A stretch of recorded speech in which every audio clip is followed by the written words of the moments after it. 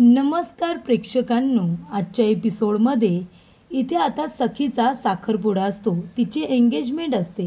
तेव्हा सरकार म्हणत असते की तुम्ही सगळेजण माझ्या विनंतीला मान देऊन इथे आलात, तेव्हा तुमचे सगळ्यांचे खूप खूप आभार. आज माझ्या एकुलत्या एक लाडक्या लेकीचा साखरपुडा आहे, तिची एंगेजमेंट आहे आणि ते पाहुणे आता थोड्या वेळातच येतीलच. तेव्हा प्रेक्षकांनो सगळेजण खुश असतात, आनंदी असतात. तेवढ्यातच एंट्री होते गौतमची. गौतम तिथे येतो आणि तो आल्यानंतर आता दारू पिऊनच आलेला असतो. हातामध्ये छोटी दारूची बाटलीसुद्धा असते. तो म्हणत असतो की आले का सगळे साखरपुड्याला आले का. तेव्हा इथे अन्विता म्हणत असते, गौतम अरे काय हे, आजसुद्धा असाच आलायस का. तेव्हा गौतम म्हणत असतो, काय सरकार, तुमच्या मनाप्रमाणे सगळं काही घडतंय ना. कुठे तुमच्या खेळातलं तो तिसरं प्यादं कुठे आहे. तेव्हा इथे सखी त्याच्याकडे बघायला लागते. तेव्हा गौतम म्हणतो, हो अगं, तुझ्या आईचा खेळ तर आहे सगळा, आणि त्यातलं ते तिसरं प्यादं कुठे आहे. तिसरं प्यादं म्हणाल्यानंतर उर्मिला म्हणत असते, गौतम अरे काय बोलतोयस तू, गप्प बसलास का तू जरा. तेव्हा गौतम म्हणतो, उर्मिला अगं गप्प काय बसायचं त्यात. आता इथे तिसरं प्यादं म्हणजे नवरदेव ग, जो सखीसाठी नवरा मुलगा बघितलाय ना सरकारने, तो तिसरं प्यादा आहे हे खेळातला. तो कुठे असं विचारतोय. येणार आहे ना तो आता. नाही म्हणजे त्यालासुद्धा तुम्ही विकतच घेतला असेल सखीसाठी, लग्न करण्यासाठी. तेव्हा इथे सखी म्हणते, काका. तेव्हा गौतम म्हणतो, नाही बेटा, मी बरोबर बोलतोय. अगं तुझ्या आईने तुझ्यासाठी नवरासुद्धा विकतच घेतला असेल. एका दिवसात लग्न ठरवलंय ना, म्हणून म्हणतोय मी. तेव्हा इथे अश्विनीला खूप आनंद होत असतो जेव्हा गौतम इथे सरकारचा अपमान करत असतो. तेव्हा इथे सरकार म्हणत असते, बरोबर बोललास तू. मी माझ्या सखीसाठी नवरदेवसुद्धा विकतच घेतलेला आहे, कारण माझं तिच्यावरती प्रेम आहे आणि मला तिला सुखात बघायचं आहे, म्हणून मी हे सगळं केले असा तू विचार कर. तेव्हा प्रेक्षकांनो इथे आता अन्विता म्हणत असते, पण तुझं काय रे गौतम, तू काका आहेस ना सखीचा, बरोबर ना. मग आता काका या नात्याने तिच्या होणाऱ्या नवऱ्यासाठी तू काय बरं गिफ्ट आणलेस, सांग बरं, तू काय गिफ्ट आणलेस. तेव्हा इथे सखी तिच्याकडे बघायला लागते. तेव्हा सरकार म्हणत असते, सखी बेटा, अगं गौतम तुझा काका आहे ना, मग त्याचं कर्तव्य आहे ते की तुझी आज एंगेजमेंट आहे, मग तुझ्या होणाऱ्या नवऱ्यासाठी त्याने गिफ्ट आणायला नको का, की आजसुद्धा हातामध्ये फक्त ही दारूची बाटलीच घेऊन आलास. तेव्हा इथे गौतमसुद्धा आता गप्पच बसतो. त्यानंतर प्रेक्षकांनो डोरबेलचा आवाज येतो. डोरबेलचा आवाज आल्यानंतर इथे आता अन्विता म्हणत असते की बघा, आता सगळेजण तिकडे बघा, सखीचा होणारा नवरा आलेला आहे. आणि तेव्हा प्रेक्षकांनो इथे आता दरवाजा उघडल्यानंतर सखीचा नवरा नाही, पण तिथे कान्हा आलेला असतो. कान्हाला बघितल्यानंतर सखी लगेच आपल्या आईकडे बघते आणि ती विचारते, हा होणारा नवरा. तेव्हा इकडे अन्विता म्हणत असते, नाही बाळा, अगं हा होणारा नवरा नाही आहे तुझा. तेव्हा इथे कान्हा म्हणत असतो की मी इथे सामान घेऊन आलो आहे, नवरा मुलगा आला आहे ना. तेव्हा प्रेक्षकांनो काका आता दुसऱ्या बाजूचा दरवाजा उघडतात, तर इथे कान्हाच्या शेजारी नवरा मुलगा उभा असतो. तेव्हा इथे लगेच सरकार म्हणते, अरे वा, तुम्ही आलात का, या आतमध्ये या. तेव्हा इथे सिद्धार्थ राज शिर्के आणि त्याचं संपूर्ण कुटुंब त्या ठिकाणी आलेलं असतं. सिद्धार्थ राज शिर्के हे मुलाचं नाव आहे आणि त्याचे आई वडील त्याच्याबरोबर आलेला असतो. आणि तेव्हा इथे सरकार त्यांची ओळख आता सगळ्यांबरोबर करून देत असतात. त्यांचा टाईल्सचा बिझनेस आहे, जी काही ओळख असते ती आता इथे सरकार सगळ्यांसमोर करून देत असतात आणि सिद्धार्थ राज शिर्के यांचं भरभरून कौतुक करत असतात. तेव्हा प्रेक्षकांनो सगळे इथे त्यांना भेटत असतात, त्यांचं उत्तम स्वागत केलं जातं. सगळे नमस्कार वगैरे करून त्यांना इथे कम्फर्टेबल करण्याचा प्रयत्न करत असतात. तर इथे सिद्धार्थ राजे शिर्केच्या आईवडिलांची सुद्धा ओळख आता सरकार सगळ्यांसमोर करून देत असतात. त्यानंतर प्रेक्षकांनो कान्हासुद्धा आता घरामध्ये आलेला असतो आणि एका बाजूला शांतपणे उभा असतो. तेव्हा प्रेक्षकांनो इथे आता सगळेजण जमलेले असतात. तेव्हा सखी सिद्धार्थकडे बघत असते, तिलासुद्धा सिद्धार्थ आवडलेला असतो.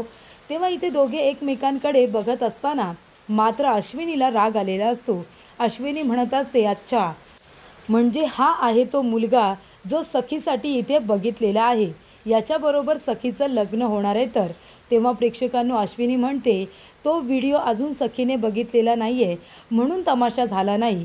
काहीही झालं तरीसुद्धा तो व्हिडिओ सखीने बघायलाच हवा असं अश्विनी आता म्हणत असते. तेव्हा प्रेक्षकांनो इथे आता सरकार म्हणत असते की सखी काय मग आवडला का होणारा नवरा. तेव्हा इथे सखी हो असं म्हणते. त्यानंतर प्रेक्षकांनो इथे आता सखी आणि सिद्धार्थ दोघे एकमेकांकडे बघत असताना इथे आता सरकार म्हणत असते, मी काय म्हणते सखी आणि सिद्धार्थ दोघेजण पहिल्यांदाच एकमेकांना भेटत आहेत तर आपण त्यांना थोडासा एकांत देऊया. त्या दोघांना थोडं एकमेकांना ओळखण्यासाठी वेळ देऊया. त्यांना थोडं गप्पा मारू दे. तेव्हा इथे सखी आणि सिद्धार्थला दोघांना एका बाजूला बसायला सांगतात आणि एकमेकांबरोबर गप्पा मारायला सांगतात. त्यानंतर प्रेक्षकांनो इथे आता अश्विनी सखीच्या रूममध्ये येते. ती बघत असते तर तिच्या रूममध्ये तिचा मोबाईल राहिलेला असतो. तेव्हा अश्विनी म्हणत असते, अच्छा म्हणजे मी पाठवलेला व्हिडिओ अजून सखीने बघितलेलाच नाही आहे. मग तिला कसं कळणार की सरकारने तिच्या विरोधामध्ये काय प्लॅन केला आहे ते. तेव्हा अश्विनी म्हणत असते, अन्विता काहीही झालं ना तरीसुद्धा तुझा हा प्लॅन मी सक्सेसफुल होऊ देणार नाही. काही झालं तरी हा व्हिडिओ सखीपर्यंत पोहोचलाच पाहिजे. तेव्हा इथे आता अश्विनी म्हणत असते की कुल्फी बाळा कुल्फी इकडे ये. कुल्फी आल्यानंतर अश्विनी म्हणते की एक काम कर कुल्फी, हा मोबाईल आहे ना तो सखी दिदीचा आहे पण हा मोबाईल ती तिच्या रूममध्येच विसरली होती. तू एक काम कर, हा मोबाईल आहे ना तिला तू दे आणि तुला तिच्याबरोबर आणि त्या नवरदेवाबरोबर फोटोसुद्धा काढायचे आहेत ना, सेल्फीसुद्धा काढायचे आहेत. जा बरं हा मोबाईल तिला दे आणि तिच्याबरोबर सेल्फीसुद्धा काढ. तुम्ही तिघे एकत्र सेल्फी काढा जा. त्यानंतर प्रेक्षकांनो इथे आता कुल्फी मोबाईल घेते आणि खाली येते सखीला भेटायला. तेव्हा सखी आणि इथे सिद्धार्थ राजशिर्के दोघेजण गप्पा वगैरे मारत असतात. तेव्हा प्रेक्षकांनो इथे कान्हाची नजर मात्र सखीकडेच असते. तेव्हा सिद्धार्थ सांगत असतो की त्यांचा कसला बिझनेस आहे. सखी आपली ओळख करून देत असते. तेव्हा इकडे आता कान्हा सखीला खुणावतो. तेव्हा सखी त्याच्याकडे बघते. तेव्हा तो तिला सांगतो की तुझं कानातलं वाकडं झालं आहे. तेव्हा ती हळूच आपलं कानातलं सरळ करते. पुन्हा ती एक नजर कानाकडे टाकते आणि त्याला खुणावते की आता बरोबर आहे का. तेव्हा इथे कान्हा म्हणतो हो आता बरोबर आहे. त्यानंतर प्रेक्षकांनो कान्हाचं लक्ष जातं कुल्फीकडे. तेव्हा तो कुल्फीकडे बघतो, तिला खुणावतो आणि म्हणतो इकडे ये. तेव्हा कुल्फी त्याच्या जवळ येते. कान्हा म्हणतो काय झालं, तू काय इथे अशी उभी आहेस. तेव्हा कुल्फी म्हणते काही नाही, मला इथे सखी दिदीला भेटायचं होतं. तिचा मोबाईल द्यायचा आहे ना आणि त्यांच्याबरोबर सेल्फी पण काढायचं आहे पण ती पाहुण्यांबरोबर बोलण्यात बिझी आहे. मग मी तिथे कशी जाऊ. तेव्हा इथे कान्हा म्हणतो अरे बापरे एवढंच ना, तुला त्यांच्याबरोबर सेल्फी काढायचं आहे. चल माझ्याबरोबर, मी तुला तिथे घेऊन जातो. तू त्यांच्याबरोबर सेल्फी काढ, चल बरं. तेव्हा कान्हा सखीला घेऊन जाणार. तेवढ्यातच इथे अन्विता म्हणत असते की अटेन्शन प्लीज, प्लीज सगळ्यांनी आता अटेन्शन द्या. इथे आपण ज्या कामासाठी आलो आहे, ज्या कार्यक्रमासाठी आपण आलो आहे तो कार्यक्रम जर आपण उरकून घेतला तर बरं होईल नाही का.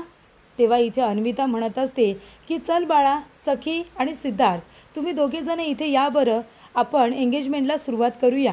तेव्हा कुल्फी म्हणत असते सखी दी अगं तुझा मोबाईल आणि आपल्याला सोबत एक सेल्फी पण काढायचं आहे ना. तेव्हा कान्हा म्हणतो प्लीज तिला तुमच्याबरोबर मगापासून एक सेल्फी काढायचं आहे.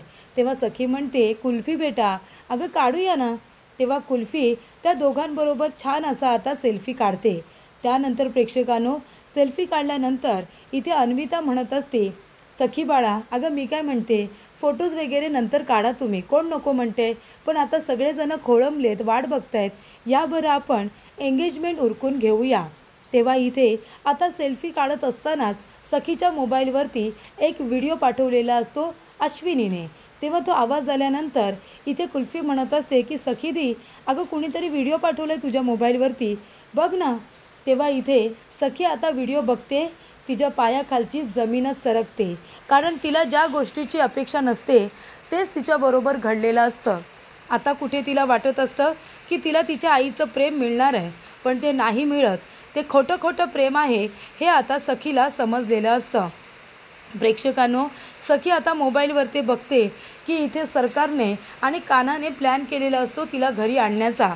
तेव्हा त्याच्यामध्ये त्याने तिला आयडियाज दिलेली असते की कशा पद्धतीने तिला घरी आणायचं आहे आणि मग तिने त्याला त्याच्या कामाचे पैसे दिलेले असतात आणि त्याचबरोबर नोकरीसुद्धा दिलेली असते. तेव्हा इथे आता सखीला राग येतो. सखी कान्हाकडे रागाने बघायला लागते. कानाला कळतच नाही की नेमकं चाललंय तरी काय. त्यानंतर प्रेक्षकांनो, इथे आता सरकार सखीला म्हणत असते, सखी काय झालंय, सगळेजण वाट बघतायत, ये ना. तेव्हा सखी जाते आणि म्हणते की एवढी खालच्या पातळीला जाण्याची काय गरज होती आई. तेव्हा सरकार म्हणत असते, सखी काय झालं, तू अशी का बोलतेस.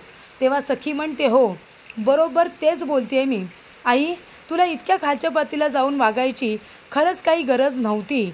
तेव्हा इथे आता सरकार म्हणत असते, काय बोलतेस, तुझं तुला तरी कळतंय का, आणि 1 मिनिट, मला कुठलाही तमाशा नको या. तेव्हा प्रेक्षकांनो, सखी म्हणत असते, तमाशा, मी तमाशा करते. अगं तमाशा तर तू केला आहेस, माझ्या लाईफचा तमाशा करून ठेवला आहेस तू.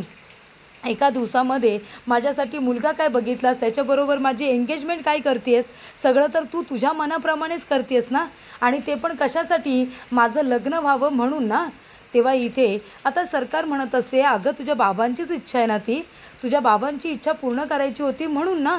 तेव्हा ती म्हणते, म्हणून हे सगळं करायची काय गरज होती आई, तू इथे हात कापण्याचं नाटक केलं होतंस आणि मला घरी बोलवण्यासाठी इमोशनल ब्लॅकमेल केलंस आणि लग्नासाठी मला हे असं तयार केलंस तू. तेव्हा तो व्हिडिओ आता सरकार बघते. तेव्हा सरकार म्हणत असते, हे बघ सखी बेटा, मी जे काही केलं ते तुला घरी आणण्यासाठी केलं ना. तेव्हा सखी म्हणते, नाही, तुम्ही जे काही केलं ते तुमच्या स्वतःच्या स्वार्थासाठी केलं. मला घरी आणायचं असतं ना तर एवढं सगळं करायची काही गरजच नव्हती आई. अगं प्रेमाने एकदा फक्त हाक मारली असतीस ना, सखी घरी ये बेटा, तरीसुद्धा मी आले असते गं. तुला इतका त्रास वगैरे करून घ्यायची खरंच काही गरज नव्हती, मला इमोशनल ब्लॅकमेल करायची गरज नव्हती. त्यानंतर इथे तो व्हिडिओ बघितल्यानंतर इथे आता सरकार विचार करत असते की हा व्हिडिओ तयार कोणी केला आणि बरोबर आत्ताच सखीला का पाठवला असेल. तेव्हा सरकार म्हणते, हे बघ सखी, अगं तुझ्याच बाबांचं स्वप्न होतं ना शेवटचं, की तुझं लग्न व्हावं, म्हणून मी तुझ्याच बाबांचं स्वप्न पूर्ण करते आणि तुझ्या स्वप्नाचं म्हणशील तर ते आज ना उद्या पूर्ण होईलच. तेव्हा इथे ती म्हणते, नाही, आता मी माझं स्वप्न पूर्ण करणार नाही आहे, अशा पद्धतीने तर मुळीच नाही. त्यानंतर इथे आता सखी येते आणि कानाच्या जोरदार कानाखाली देते. तेव्हा इथे सरकार येते आणि म्हणते, सखी काय चाललं आहे तुझं, काय करतेस तू, कशी वागतेस. तेव्हा सखी म्हणते, हो मी बरोबरच करते. अरे मित्र म्हणून तुझ्यावरती विश्वास ठेवला होता ना, आणि तू सुद्धा हिच्यासारखाच निघालास, तू सुद्धा माझा विश्वासघात केलास, हिची मदत केलीस तू. तेव्हा प्रेक्षकांनो, इथे आता कानाचं चांगलं थोबाड फोडलेलं असतं, पण तिथे सरकार येते आणि सखीला ओरडत असते की तू हे असं का करतेस. तेव्हा सखी म्हणते, कारण तू सुद्धा माझा विश्वासघात केला आहेस, तुझ्याकडून मला ही अपेक्षा नव्हती. आणि तुमचं काय, तुम्ही तरी खरे आहात का, की तुम्हाला सुद्धा इथे खोटं बोलूनच आणलं आहे. हे बघा, आत्ताच्या आता मी हे लग्न मोडते, हा साखरपुडा मोडला आणि हे लग्नही मोडलं, मी आता कुणाबरोबरही लग्न करणार नाही आहे, जा तुम्ही प्लीज. तेव्हा इथे सिद्धार्थ राज शिर्के म्हणून जो मुलगा आलेला असतो तो म्हणतो, अहो मॅडम काय आहे, आता आमच्या पैशांचं काय, काही झालं तरी तुम्हाला आमचे पैसे द्यावे लागतील हा. तेव्हा इथे सखी म्हणते, वा वा सरकार वा, म्हणजे इथे माझ्यासाठी मुलगा तुम्ही विकतच आणलात. तर गौतम काका मगाशी बरोबरच म्हणाला होता की तुम्ही माझ्यासाठी मुलगासुद्धा विकतच आणाल, आणि तेच केलं तुम्ही. वस्तू खरेदी करता करता तुम्हाला खरेदी करायची इतकी सवय लागली की तुम्ही आता इथे माणसंसुद्धा विकत घ्यायला लागलात, बरोबर ना. तेव्हा प्रेक्षकांनो, इकडे आता गौतम म्हणत असतो की बघा बघा, इथे सगळे लाचारी आलेले आहेत, सगळे लाचार लोक आहेत, ते लाचाऱ्यांची किती गर्दी झाली इथे ती बघा.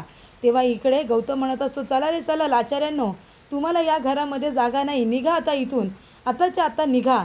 तेव्हा प्रेक्षकांनो, इथे आता सखी म्हणत असते, आई हे सगळं तू माझं लग्न व्हावं म्हणून केलंस ना, पण आता तू सुद्धा माझं बोलणं ऐक, काहीही झालं तरीसुद्धा मी आता लग्न करणार नाही आहे, तू निवडलेल्या मुलाशी तर मुळीच लग्न करणार नाही आहे मी, ही गोष्ट तू लक्षात ठेव. तेव्हा इथे अन्विता म्हणते, मग काय करणार आहेस तू, सांग ना, काय करणार आहेस तू, तुझ्या बाबांची शेवटची इच्छा तू पूर्ण करणार नाही आहेस. तेव्हा सखी म्हणते, ठीक आहे, माझ्या बाबांची शेवटची इच्छा मी पूर्ण करायची आहे ना, करेन मी माझ्या बाबांची शेवटची इच्छा पूर्ण, पण मला ज्या मुलाशी लग्न करायचं आहे ना त्याच्याशीच मी लग्न करणार. मी आता तुमच्या सगळ्यांसमोर एक गोष्ट कबूल करते, मी सखी कामत, मला ज्या मुलाबरोबर लग्न करायचं आहे त्या मुलाची निवड मी स्वतः करणार आहे, असं सखी म्हणायला लागते. तेव्हा गौतम म्हणतो, चला रे चला, तुमच्या सगळ्यांची कामं झाली असली ना तर चला निघा इथून, हे लग्न आता होणार नाही आहे, मोडलं हे लग्न मोडलं. त्यानंतर इथे अन्विता म्हणत असते, सखी हे बघ, या मुलाची निवड मी केली होती, तुला हा मुलगा आवडला नाही ठीक आहे, तुला याच्याबरोबर लग्न करायचं नाही ठीक आहे, पण तुला दुसऱ्या कुठल्या तरी मुलाबरोबर लग्न हे करावंच लागेल, कळलं ना तुला. तेव्हा इकडे सखी म्हणते, नाही करणार मी लग्न. तेव्हा इकडे अश्विनी म्हणते, सखी बेटा अगं काय आहे हे काय बोलतेस तू, हवं तर आपण लग्न पोस्टपोन करूया ना. तेव्हा इकडे सखी म्हणते, अजिबात नाही, लग्न पोस्टपोन होणार नाही, कारण मला हे लग्न मुळात करायचंच नाही आहे. तेव्हा इथे अन्विता म्हणते, गप्प बसा सखी, तुझा हा आगाऊपणा मी सहन करणार नाही आता. तेव्हा इथे पुरुषोत्तम त्या मुलांचे फोटो दे. तेव्हा त्या मुलांचे फोटो आता पुरुषोत्तमने दिलेले असतात. तेव्हा इकडे अन्विता ते फोटो सखीला दाखवते आणि म्हणते की हे बघ सखी, हे आहेत बाकीच्या मुलांचे फोटोज, यातला एक मुलगा निवडायचा आणि गप्पपणे त्याच्याबरोबर लग्न करायचं आणि मोकळं व्हायचं. तेव्हा इथे सखी म्हणते, अच्छा मी लग्न करायचंच आहे ना, माझ्या बाबांचं शेवटचं स्वप्न मी पूर्ण करणार आहे, या मुलांपैकी एकाची निवड करायची आहे. पण आता तुम्हीसुद्धा ऐका अन्विता, सरकार तुम्हीसुद्धा आता ऐका की मी तुम्ही निवडलेल्या कुठल्याही मुलाबरोबर लग्न करणार नाही आहे. मला जर हे लग्न करायचं असेल तर मी स्वतः मुलगा निवडणार आणि मी त्याच्याबरोबरच लग्न करणार, कळलं तुम्हाला. आणि ती फोटो उचलते आणि ते आता तिच्यावरती फेकून देते, म्हणते तुम्ही निवडलेल्या कुठल्याही मुलाच्या गळ्यामध्ये मी हार घालणार नाही आहे, मी त्याच्याबरोबर लग्न नाही करणार, मला ज्याच्याबरोबर लग्न करायचं आहे मी त्याची निवड स्वतः करेन. तेव्हा इथे सरकार म्हणत असते, अच्छा तुला ज्या मुलाबरोबर लग्न करायचं आहे तू त्याची निवड करणार आहेस, कशी करणार आहेस तू निवड त्याची, सांग ना कशी करणार आहेस. आता काय तू स्वयंवर असणार आहेस की काय, तुझं काय स्वयंवर असायचं. तेव्हा इथे सखी म्हणत असते की हो चालेल ना, आता तर माझा स्वयंवरच झाला पाहिजे.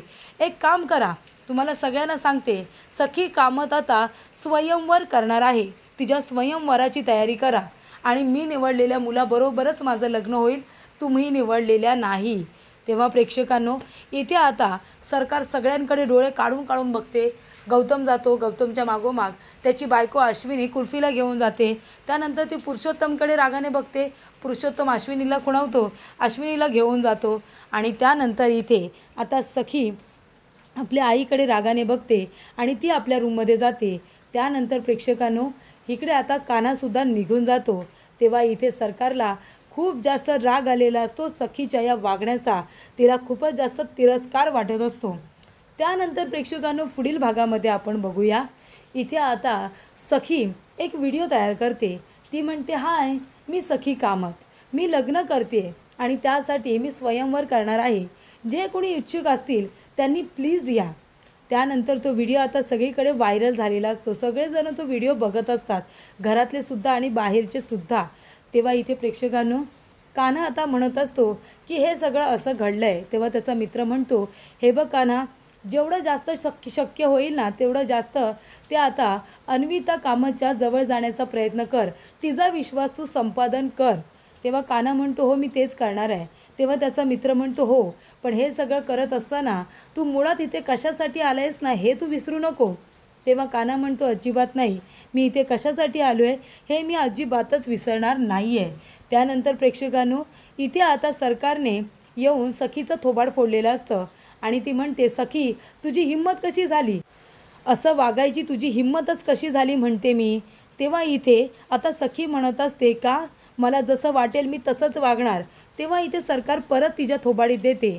तेव्हा इथे परत मारायला जाणार सखी म्हणते, बास आता कुणीही मला सांगायचं नाही की मला काय करायचं आहे, कसं वागायचं आहे, कारण मला आता जे हवं आहे तेच मी करणार आणि तशीच मी वागणार, तुम्हीसुद्धा मला कंट्रोल करायचं नाही, असं सखी इथे तिच्या आईला म्हणत असते.